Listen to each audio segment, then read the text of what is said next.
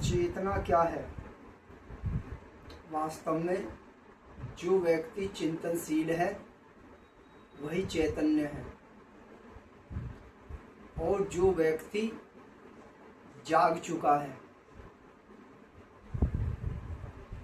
जिसको सत्य असत्य, धर्म अधर्म, पाप पुण्य का भेद पता है, तथा जो केवल सत्य को ग्रहण करता है, असत्य का त्याग कर देता है, धर्म का ग्रहण करता है और अधर्म का त्याग कर देता है, पुण्य का ग्रहण करता है और पाप का त्याग कर देता है, वास्तव में वही व्यक्ति चैतन्य है।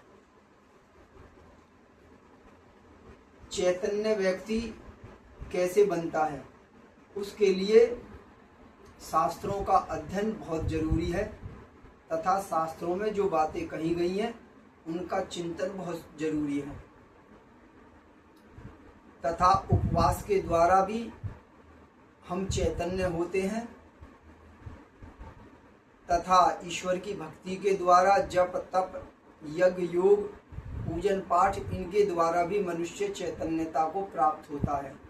तथा जो मनुष्य चैतन्य नहीं है, चिंतनशील नहीं है, तथा जिसको सत्य और असत्य का भी ज्ञान नहीं है, वह व्यक्ति वास्तव में सोया हुआ है तथा मृतक के समान ही है। वह वास्तव में मनुष्य नहीं है, वह तो पशु के ही समान है।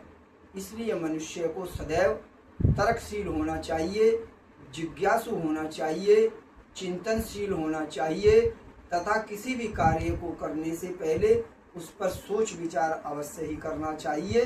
जो इस प्रकार अपने अंदर जाता है, अपनी आत्मा के अंदर प्रवेश करता है और आत्मा की गहराई में जाकर चिंतन करता है, वही आत्मा के अंदर से जब सत्य की ध्वनि और सत्य का प्रकाश प्रकट होता है, तब वही व्यक्ति वास्तव में चैतन्य होता है और उसी आत्मा के प्रकाश में ही सत्य असत्य, पाप पुण्य, धर्म अधर्म, सही और गलत, अच्छा बुरे और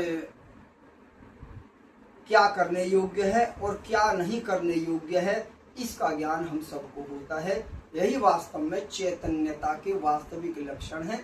और ये चैतन्यता एक ऐसी शक्ति है जो हमको निरंतर ऊपर ले जाती है, तथा जो मनुष्य चैतन्य नहीं हुआ है उसकी जो शक्ति है, इस शरीर में रहने वाली जो चेतना शक्ति है, वो अधोगामी हो जाती है और वह निरंतर हमको पाप अधर्म आदि के करने से हमको निरंतर नीचे की तरफ ले जाती है, अधोगति में ले जाती है, जो मनुष्य के लिए और इस संसार के लिए बहुत ही हानिकारक है।